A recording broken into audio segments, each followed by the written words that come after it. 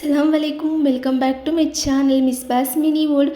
So చూస్తుంటే నోరు ఊరిపోతుంది కదా. ఈరోజు మన వీడియోస్లో అయితే మా ఇంట్లో మా అమ్మ చేసిన చేపల పులుసు అనమాట. అది కూడా విలేజ్ స్టైల్లో చేపల పులుసు. చాలా అంటే చాలా టేస్ట్ ఉంది.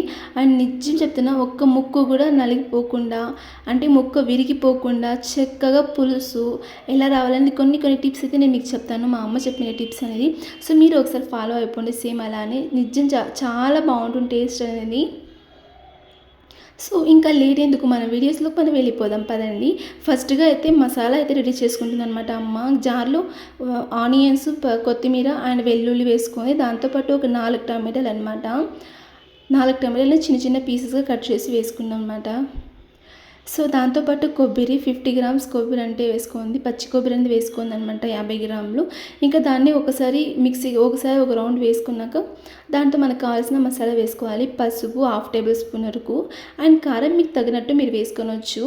2 నుంచి 3 స్పూన్ వరకు వేసుకోవచ్చు. మా ఇంట్లో కారం పొడి ఎక్కువ కారం ఉంది కాబట్టి మా ఇంట్లో ఎక్కువ కారం తింటారు, స్పైసీ. అండ్ దాంతోపాటు మేమైతే 2 స్పూన్ వేసుకున్నాం అనమాట. 2 స్పూన్ వేసుకున్నాక ధనియాల పొడి 2 టేబుల్ స్పూన్ వరకు వేసుకున్నాము. అంతకన్నా ముందు మీరు ఫస్ట్గా ఒక పెద్ద నిమ్మకాయ అంత సైజు చింతపండుని నానబెట్టుకోవాలన్నమాట. పులుసు కోసం మనకి చక్కగా నిమ్మకాయ గొజ్జు అనేది కావాల్సి ఉంటుంది కాబట్టి.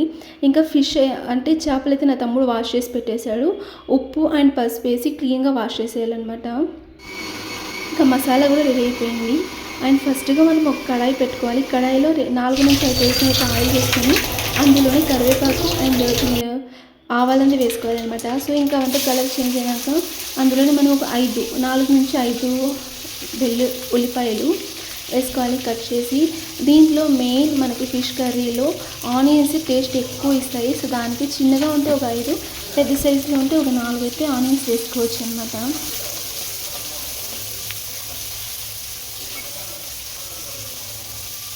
ఆనియన్ లైట్గా కలర్ చేంజ్ అయినప్పుడు మనం అల్లం వెల్లుల్లి పేస్ట్ ఒక స్పూన్ వేసుకోవాలి. ఇంకా అల్లం వెల్లుల్లి పేస్ట్ పచ్చివాసన వెళ్ళే వరకు ఫ్రై చేసుకొని అందులోనే ఫస్ట్గా మనం మిక్సీకి వేసి పెట్టుకున్న పేస్ట్ అనేది వేసుకోవాలన్నమాట, మసాలా అనేది. ఇంకా మసాలా కూడా మనకు పచ్చివాసన వెళ్ళే వరకు మనం ఫ్రై చేసుకోవాలి. అండ్ ఇంకొక ఇంపార్టెంట్ ఏమంటే, మీరు మసాలా మిక్సీ వేసుకున్నాక ఒక 2 నుంచి 3 మినిట్స్ వరకు కలుపుతూనే ఉండాలి, లేకుంటే మాడిపోతుంది అనమాట. సో దానికి ఇందులోనే కొద్దిగా కొత్తిమీర అనేది యాడ్ చేసుకునేసింది. చూస్తున్నారు కదా, మసాలా మనకి బాగా పచ్చివాసన వెళ్ళి బాగా ఉడికిందని దానికి ఆయిల్ అనేది పైకి తేలుతున్నప్పుడు మనం ఇంకా చింతపండు గుజ్జు అనేది వేసుకోవాలన్నమాట. చేపల పులుసుకి పులుసు అనేది ఎక్కువ ఉంటే టేస్ట్ అనేది బాగుంటుంది కదా. సో ఒకసారి ట్రై చేసి చూడండి, మీకు కూడా చాలా నచ్చుతుంది ఇలా చేసి చూస్తే మీరు కూడా.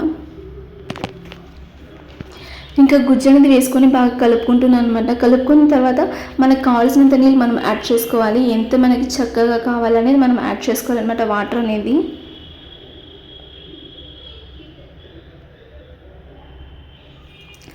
అస్సలు ముక్కలు కొంచెం కూడా విరిగిపోవన్నమాట చేపల పులుసు చేసేటప్పుడు. ఈ టిప్స్ అయితే మనం ఫాలో చేస్తే.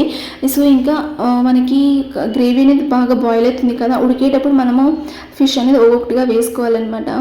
బట్ ఇంకొక ఇంపార్టెంట్ ఏమంటే, ఫిష్ వేసుకున్న వెంటనే మనం కలుపుకూడదు. అలా కలుపుకుంటే డెఫినెట్లీ మనకి చేప ముక్కలు అనేది విరిగిపోతాయి అన్నమాట. సో దానికి మీరు ఈజీగా ఒక 2 నుంచి 5 మినిట్స్ వరకు తర్వాత ఒక్కసారి అలా మిక్స్ చేసుకోవాల్సి ఉంటుంది అంతే.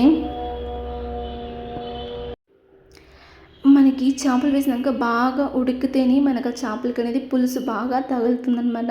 తినేటప్పుడు ఒక్కొక్క ముక్క కూడా చాలా టేస్ట్గా అనిపిస్తుంది. సో చూస్తున్నారు కదా, ఈరోజు వీడియో అయితే ఇంతే అనమాట. ఫిష్ ఫ్రై మీరు ఒకసారి ట్రై చేసి ఎలా వచ్చింది ఏమన్నా కమెంట్లో చెప్పేయండి. అండ్ ఈ వీడియో మీకు నచ్చినట్లయితే వెంటనే లైక్ చేయండి అండ్ మీ ఫ్రెండ్స్కి షేర్ చేసేయండి. మరెన్నో ఇలాంటి టేస్టీ వీడియోస్ కోసం నా ఛానల్ సబ్స్క్రైబ్ చేసుకోండి. మరో వీడియోతో మీ ముందుకు వచ్చేసాను. Thanks for watching and subscribe to my channel.